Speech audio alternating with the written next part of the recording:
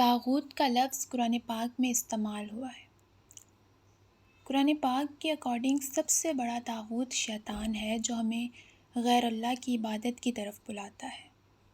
شیطان ہمیں اللہ تعالیٰ کی نافرمانی کی طرف راغب کرتا ہے۔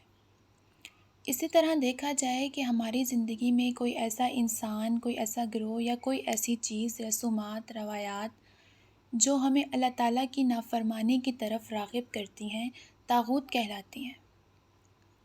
طاغوت ایک بہت بڑا شرک ہے۔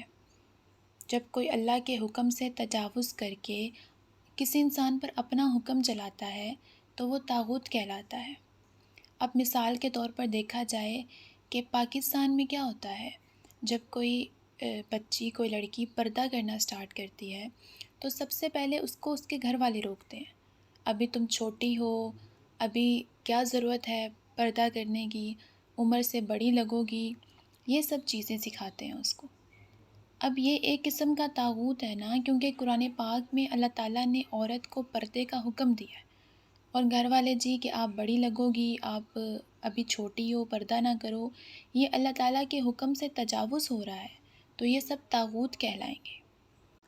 اسی طرح بہت سی روایات اور رسومات ہمارے خاندان کا حصہ ہوتی ہیں، جو ہمیں اللہ تعالیٰ کی نافرمانی کی طرف راغب کرتی ہیں، لیکن ہم صرف خاندانی روایات اور رسومات کو اپنا عقیدہ سمجھ کر اس کو فالو کر رہے ہوتے ہیں، لیکن ہمیں اس دھن میں یہ پتہ نہیں ہوتا کہ ہم اللہ تعالیٰ کی نافرمانی کر رہے ہیں۔ تو یہ بھی ایک قسم کا طاغوت ہوتا ہے۔ بہت سی رسومات، روایات ابھی مسلمانوں میں ہیں جو اسلام میں ناجائز ہیں۔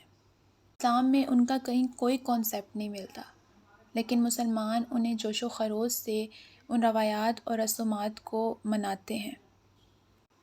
اگر ہم اپنے ارد گرد دیکھیں تو بہت سے طاغوت ہمارے ارد گرد موجود ہیں۔ بہت سے لوگ اسلام کے نام پر ڈرتے ہیں، شریعت کے نام پر ہی ان کو پسینہ آ جاتا ہے۔ آپ دیکھیں نا، کیا مسلمان جہاد سے نہیں ڈرتے؟ اللہ تعالیٰ نے قرآن پاک میں جہاد کا حکم دیا ہے مسلمانوں کو، لیکن مسلمان اس کو دہشت گردی کا نام قرار دے کر پیچھے ہٹ جاتے ہیں۔ اب دیکھا جائے تو غزہ پہ جتنا ظلم ہو رہا ہے، فلسطین میں نہ جانے کتنے مسلمان شہید ہو چکے ہیں، لیکن کوئی مسلمان بیدار نہیں ہوا، کوئی مسلمان فلسطین کے خلاف جہاد کرنے کے لیے تیار نہیں ہوا۔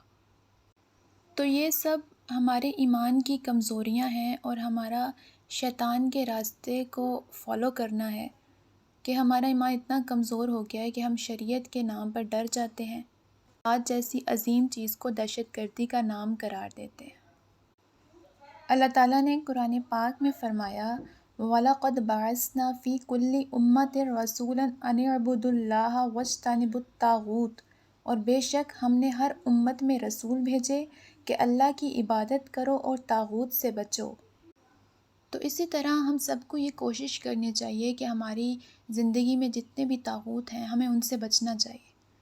جو چیز ہمیں اللہ کی نافرمانی کی طرف راغب کرتی ہے اس چیز سے بچنا چاہیے، انسان سے بچنا چاہیے، اس گروہ سے بچنا چاہیے، اور اللہ تعالیٰ کی فرما برداری کرنے کی کوشش کرنی چاہیے۔